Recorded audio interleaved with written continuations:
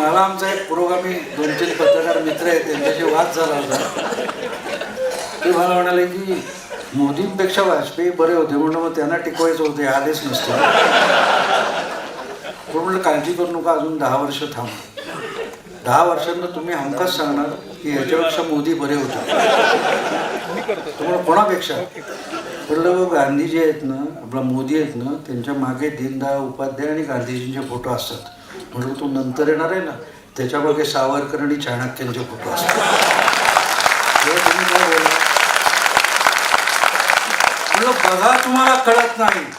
माझा व्हिडिओ आहे, मुद्दाम बघा तुम्ही. सरकार स्थापन नवीन झाल्यानंतर जेव्हा अमित शाह गृहमंत्री झाले तेव्हा माझा व्हिडिओ आहे. त्याच्यात मी म्हटलं आता 2 सरकार आहेत, एक मोदी आणि एक शाह.